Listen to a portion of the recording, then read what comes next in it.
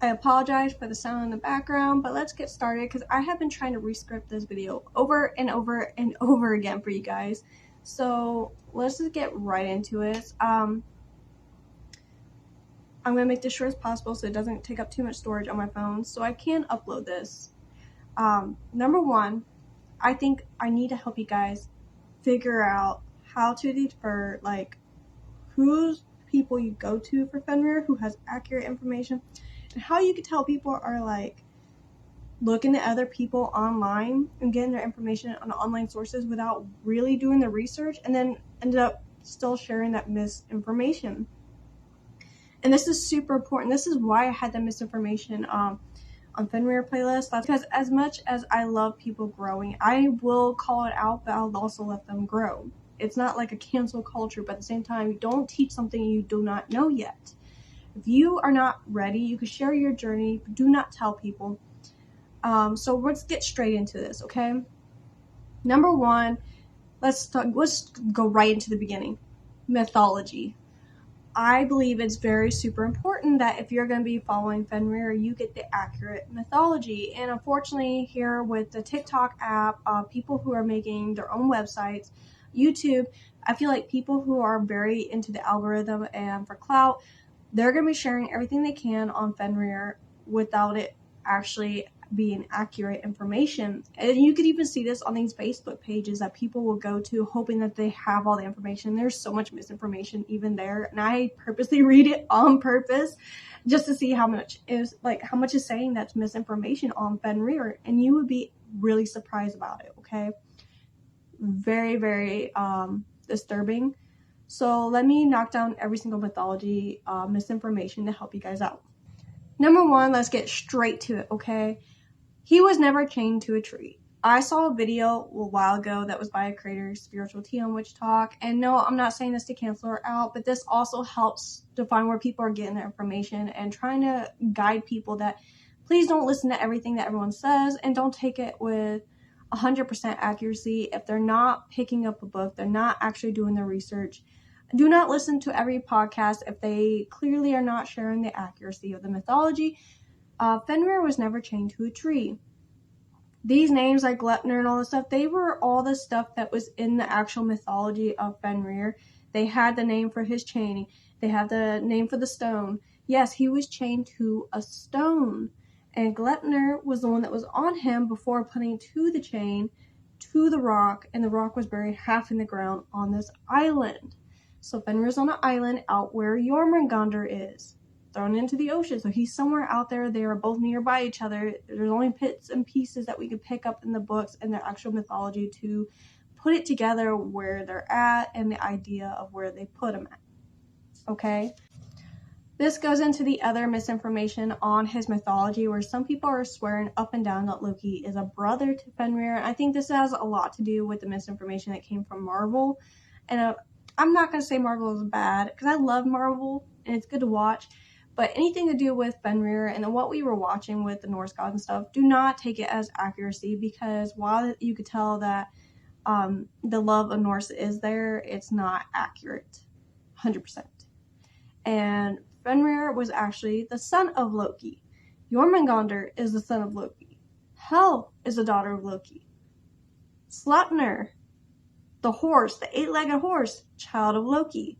Okay? So this helps kind of put it together that Loki is the parent of a lot of children. So why they have this in the mythology, one of them I read on Facebook literally said that Loki was upset at Fenrir for doing evil and stuff, and that he was responsible for the binding of Fenrir, which is not even the actual mythology that we have on Fenrir. So seeing people believe this, and it was being told in a Facebook group online, was very disturbing, because how can you teach people that this is the mythology? I feel like people should start sharing that this is their UPG or their personal gnosis. There's nothing wrong with sharing your side of the story, but you have to make sure and be very clear to people that this is yours versus the actual mythology. Which goes to the next one. People thinking that Fenrir ravaged villages and that led him to be in his binding. this is horrible. This is an awful intake, and the fact that people even believe this or even teach this or share this is also inaccurate mythology when it comes to Fenrir.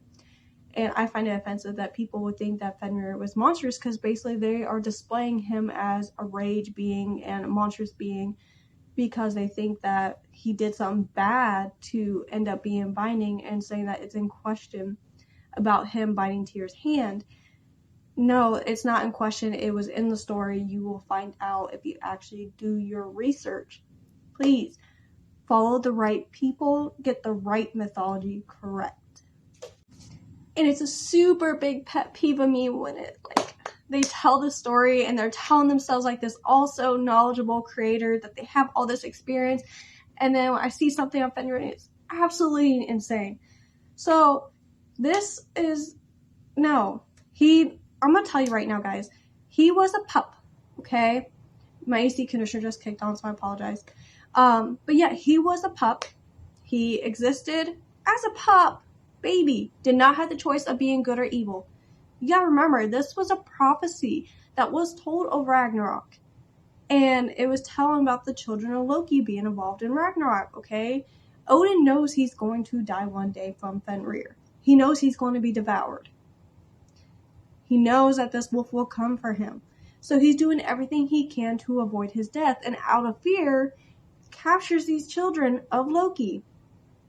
Now, it is stated in the sources that it took 2 tries to get Fenrir. Where the other children were captured first, they had to go back and get Fenrir.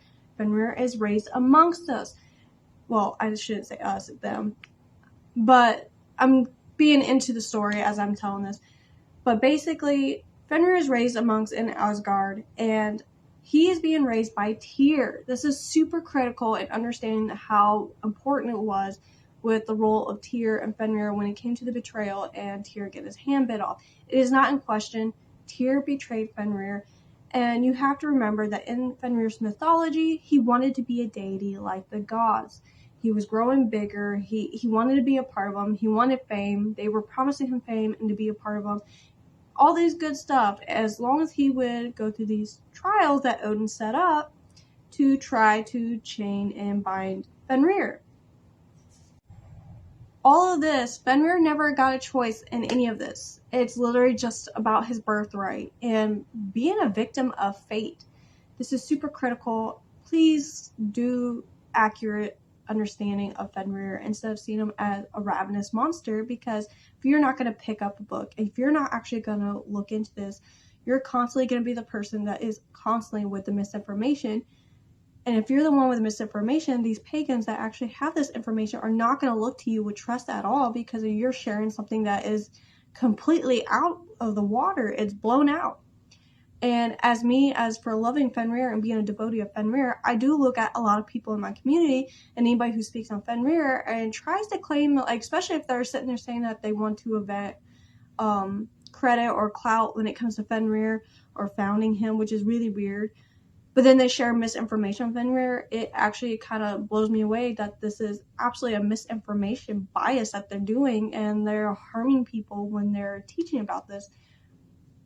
Especially when they try to compare it with Fenrir to wolves, and they're trying to basically create this bias that there is a lot of rage and issues. Like, sure, there is rage to work through, but it's not in the way that you guys are going at it. And there's different ways. You need to understand the deity that you're working with accurate without working from him in a very opinionated view that's going to cause a lot of issues in working with him. It might piss off a few pagans as I say this, but when it comes to accurate mythology, I do go by Snorri and other translations. Granted, please keep in mind there's some bias, there's some stuff, yes, about the creators and the authors, but you need to understand that there's only so much out there on Fenrir, and this is where he has come from. Granted, they didn't focus heavily on him, so everything is lost in translation and time, so what we do have is very minimal. But you need to keep that in mind. You need to remove that bias. You need to remove that stuff and take it into your practice and take it what you know of him. Okay? We need to be okay with the information we have, as well as expanding. And this also applies to the offerings. I have a really big deal with the online offerings, Because what do you mean that people are talking about crystals and all these things and rotting meat on altars, but people forget that Fenrir wanted to be like the god. So clearly this is an intelligent being who can speak and everything. He wanted to like them, so there's other things he does like. And he did not have a history of worshippers or followers that we know of full well yet. I mean, granted, there's some stuff that it still works, but I'm going to leave archaeology to tell that and people to tell their personal stories. It's okay.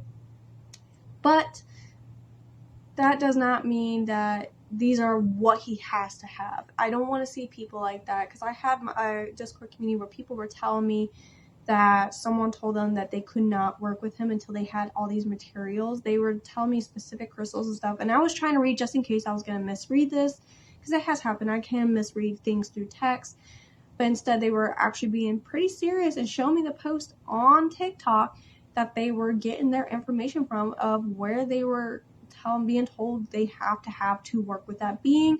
And no, this is not the case, especially with Fenrir School and Hattie. There's not much out there. You do not need all this stuff. You can if you want to. If you can only be like having a glass of water, especially if you're a closeted pagan, this works great with Fenrir and should be more what you can do. He's not going to come into your room as a physical being and beat you up for it. He can't literally drink this stuff. He can't literally like physically eat it. This is energy source. They're getting energy from this. It's an offering. You are literally sacrificing something from in your practice that you could eat or drink yourself and giving this to this being. That's the importance behind it. Next thing is god spouses with Fenrir. There is some accuracy with it, because especially if you're becoming a priestess, there is priestesses in Norse culture. You just have to make sure that it's done right. I do have a video talking about the path working and stuff like that can be done, and some of the accuracy amongst Norse culture. This is super important, understanding the culture. You cannot take these out of text. This is respect to those beings, okay? There's a respect and a certain type of walk with them, and being spouse would make him your god of your home, essentially. You are literally devoting your home, that no matter if you're currently working with him or not, you need to remember him. You are respecting him at all times. And considering he would be like your equal, you will have to think of it as this way, like remembering there's a part in the tales, and so literally before their husband would literally give a meal as an offering to their god of the home, because that was technically their husband in the spousery of the Norse before their home. So yes, there is background to this, and they do show this because technically they would treat him as an equal being, as if they were really there, but not really there. They did have knowledge of this. So when it comes to god spouses, and my issue with god spousing here on the whole internet that they have nowadays, especially around Fenrir, is some of them kind of creep me out. Low-key, a little annoying. I'm sorry. My phone was very sensitive when people try to call in, so my phone would just move. But yes, I am someone who's not really supportive of too many god spouses with Fenrir, because it takes me really observing them. And yes, I might mess around and play around with them a little bit in the workings of talking to them, because a lot of the ones that are god spouses tend to really be falsifying it for clout. Greatest examples of this was literally example A. I had met somebody before that was a god spouse of Fenrir that literally followed every breadcrumb of every video I ever posted talking about Fenrir. If I talked about how he could take human form, appears differently in people's dreams, or takes, like, he's a shapeshifter, the next, like, less than 24 hours, suddenly she had a video. And what was crazy about this god spouse is this person also talked about Loki and stuff. When dragons were hyped on the House of the Dragon first release in the first season, she was even starting to market dragons. And she was doing this with Alchemy of Spirit, following every word they said. I could talk about later release in this person's page and stuff. But this person also did it to me when I have an elemental dragon reading. Like, I love elements and the properties of elements. So I was doing one based on elements, and mainly the basic prior elements. And this girl literally came into my messages DM about elements, doing this reading, and then turned around in less than 24 hours and started marketing and selling a elemental dragon reading. And I knew without a doubt watching that process of how she used me. She would not follow me. She would ask questions, comments in my videos, and then she would delete after I answer it or I make a video answering her question because she didn't want anybody to follow the trail that she was using to make her own videos on him to try to gain clout and attention on Fenrir. This led to the second god spouse I've ever encountered. That left a bad taste in my mouth too, is they were saying they worked with Boda, came in my Discord. I kept everything screenshotted and documented with dates and times of everything. And this individual came into my Discord and in less than a month was saying that they were spiritually pregnant by Fenrir, god spouse, all these things. And at first I kind of like believed in it, like supported them. You know, you never know. Everything's different, right? But then this person was seen to be in a little bit of a competition where if I talked about Kitsune, suddenly that was their soul. If I talk about dragons, that's theirs. Always some kind of story. And my admins and mods were even picking up on it. And they wouldn't say anything to me. They just let me handle it myself and waited till the end and be like, oh, I saw this as a red flag. I did this. And I'm like, you know, it's a truth of character that you did not speak up and help me. I'm glad I don't have a Discord, to be honest, anymore. And I'm glad I don't have those mods or admins anymore because a lot of them did not actually help when I needed them. And a lot of them were doing things like blocking people, removing people out of my Discord and not even saying anything or let me know what's going on or just tell me or creating stuff. Like I started creating like little tickets of files in our community hidden for the mods and admins, and just nothing was being filled out. Nothing was being put in there. And considering that it was my community and I wanted to eventually turn it into where I could pay them, that was a big deal. So seeing this stuff, seeing those god spouses, seeing all the way people were in the community of Fenrir and watching this does help figure out that people are not as accurate with Fenrir. A lot of people, it's like an illusion. If you rip off the veil, you can see how much they really have. A lot of it's regurgitated information. A lot of it's falsified, mandatory trying to get clout. And it does not help any of the people who are newer to learning about Fenrir. And you should be drawn to Fenrir yourself without asking me why I'm drawn to Fenrir. Some of these people would literally message me, and granted, I love their readings and stuff, like reading their little messages, especially on TikTok. But a lot of the theme I noticed is people talking that they were interested in getting Fenrir, but they weren't sure if they were getting Fenrir and wanted to know why I was working with Fenrir, why I was drawn to him. And to be honest, I don't have to prove anything to anyone or tell anybody why I am drawn to him, why I'm working with him. Because granted, I did share this years ago. I've told people things before. But that should not be the reason why you're drawn to him and why you should work with him or not. That should be on you. I hope this video helps. And if it does, please give it a like, comment, and subscribe, and follow for more.